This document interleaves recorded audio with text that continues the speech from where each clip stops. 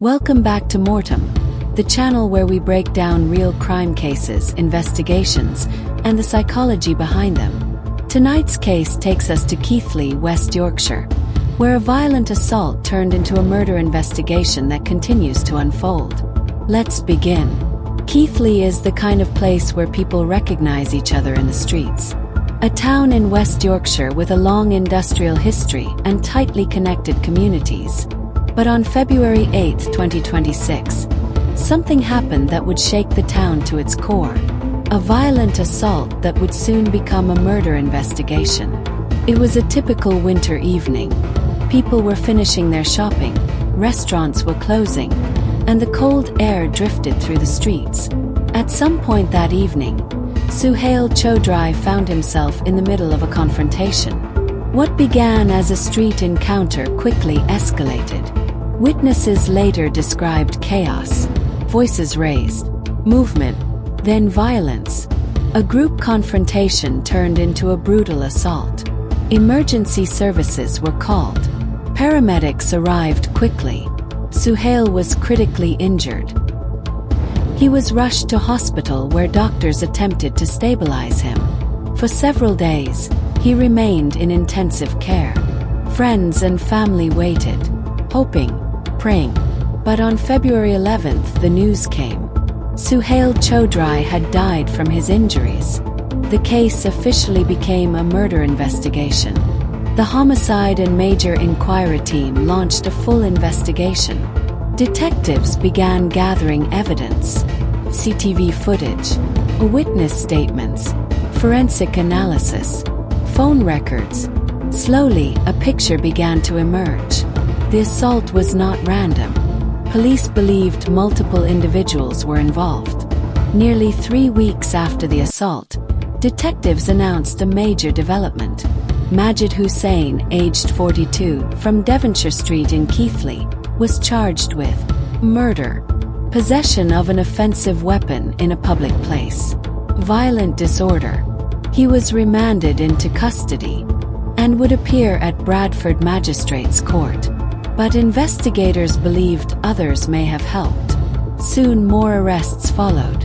A 27-year-old man and 34-year-old woman were arrested for assisting an offender.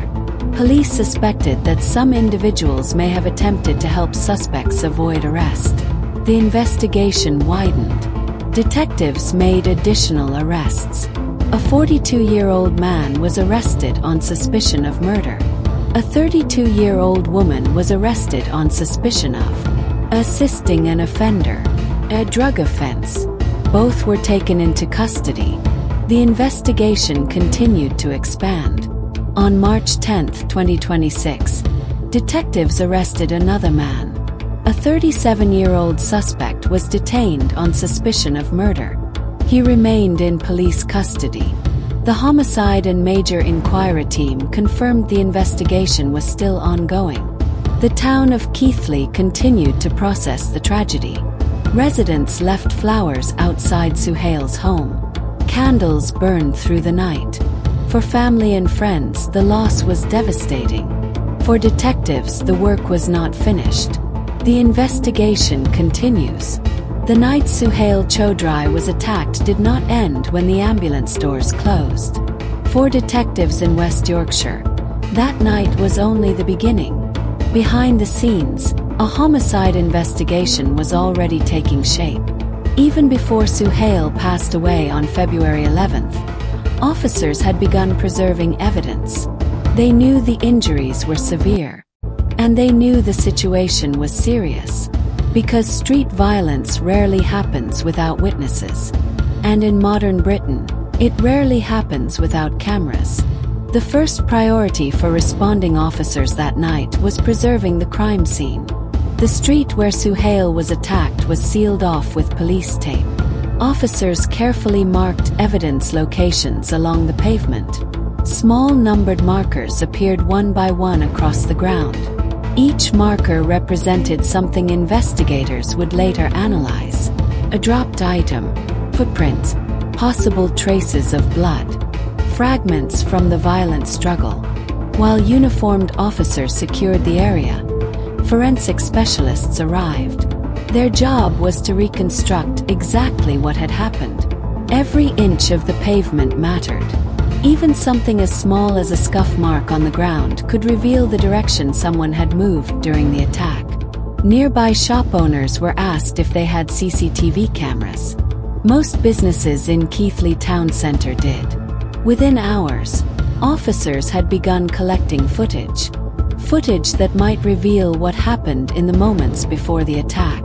And more importantly, who was responsible.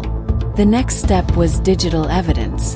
CCTV cameras had become one of the most powerful tools in modern investigations. Every shop, convenience store, takeaway, and street corner camera potentially held a piece of the puzzle. Detectives gathered footage from multiple angles. Different cameras, different time frames. Some cameras showed Suhail walking. Others captured groups of people moving along the street. One camera caught what appeared to be the beginning of a confrontation. People moving toward each other. Gestures becoming aggressive. Body language changing. Then the group moved out of the camera frame. But another camera further down the street captured what happened next. This footage would become one of the most important pieces of evidence in the investigation. At the same time, officers began speaking to witnesses. Anyone who had seen something, heard something, or even been nearby. Witnesses described a confrontation involving multiple individuals. Some said it appeared like an argument. Others said it escalated quickly. Several witnesses reported seeing a weapon during the attack. But in chaotic situations like this, memories can differ. People remember things differently when they are under stress. That is why investigators combine witness accounts with physical evidence and digital footage. Together they build the timeline. And slowly, the timeline started to reveal something important. The attack appeared to involve more than one person. Once Suhail died from his injuries on February 11th, the investigation officially became a murder case. Responsibility shifted to the Homicide and Major Enquiry team. These detectives specialize in the most serious crimes. Their approach is methodical, structured, and relentless. The investigation room soon filled with information. Photographs from the crime scene, maps of the surrounding streets, witness statements, phone data, CCTV still images. Every detail was pinned to an evidence board. And red lines began connecting pieces together. Patterns began forming. Certain individuals appeared repeatedly in witness accounts. Certain faces appeared multiple times in CCTV footage. Investigators were beginning to identify people of interest. Investigations like this can take weeks, sometimes months, but occasionally a breakthrough happens sooner than expected. Detectives began focusing on a specific individual connected to the confrontation. His name soon appeared in multiple pieces of evidence. Witnesses had mentioned him. CCTV images seemed to show him present during the incident. And investigators believed he may have played a direct role in the violence. Police began preparing for an arrest. But they needed to ensure they had sufficient evidence. Because once an arrest happens in a murder investigation, the clock begins ticking. Suspects must be questioned. Evidence must be presented. Decisions must be made quickly. Detectives continued building their case. When officers moved in to make the arrest, they did so carefully. Arrest operations are planned in detail, especially when dealing with serious charges like murder. Police vehicles arrived at the suspect's address. Officers knocked on the door. Within moments, the suspect was taken into custody. A man named Majid Hussain, aged 42, from Devonshire Street in Keighley. Investigators believed he had played a significant role in the attack. On March 1, 2026, police confirmed the charges. Majid Hussain was charged with murder, possession of an offensive weapon in a public place, violent disorder. These were serious accusations. The case would now move through the criminal justice system. Hussein was remanded into custody and scheduled to appear at Bradford Magistrates' Court. But investigators still believed the story wasn't finished, because evidence suggested more people may have been involved. Detectives began looking beyond the immediate suspect. Who else had been present that night? Who had helped after the attack? And who might have tried to conceal evidence? Detectives were still uncovering new leads. Just days later, the investigation took another turn. On March 2nd, detectives announced further arrests. A 42-year-old man was arrested on suspicion of murder. At the same time, a 32-year-old woman was arrested on suspicion of assisting an offender, a drug offense. Both were taken into police custody, and the Homicide and Major Enquiry team continued examining new evidence. As news of the arrests spread, Keighley residents followed the case closely. Violent incidents like this are rare in tightly connected communities. People wanted answers. They wanted justice for Suhail Choudry. Flowers began appearing outside locations connected to the case. Candles burned during quiet evening vigils. For Suhail's family and friends, grief was still raw. But the arrests signaled something important. The investigation was progressing. Just when many thought the investigation had reached its peak, another development emerged. On March 10, 2026, police made yet another arrest. This time, a 37-year-old man was detained on suspicion of murder. The suspect was taken into custody. Detectives confirmed that the investigation remained active, and more inquiries were ongoing, which raised an unsettling possibility. The attack on Suhail Choudry might have involved a larger group than initially believed.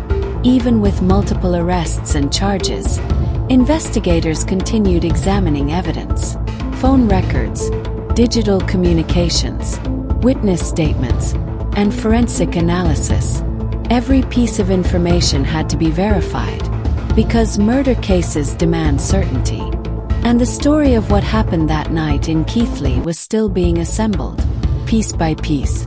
The investigation was not finished. More questions remained. What exactly triggered the confrontation? What role did each suspect play? And could there be even more people involved? As new information would come out soon, we would explore the possible motives behind the attack, the dynamics between the suspects, the legal process ahead, and how the case could unfold in court. M.O.R.T.E.M breakdown. Motive. The exact motive remains under investigation. However, evidence suggests the incident may have stemmed from a confrontation escalating into group violence. 6 out of 10. Operations. Multiple individuals were allegedly involved in the assault and subsequent actions following the crime. 7 out of 10. Reach. The crime impacted the wider Keighley community and led to multiple arrests and an ongoing homicide investigation. 6 out of 10. Terror impact. While not intended as mass terror, the brutality of the assault created fear and shock within the community. 5 out of 10. Execution style. The attack appears to have been a street confrontation escalating into violence involving an offensive weapon. 6 out of 10. Mindset. The level of aggression involved indicates a violent escalation beyond control, suggesting impulsive decision-making during confrontation. 6 out of 10. Thank you for watching this episode of M.O.R.T.E.M.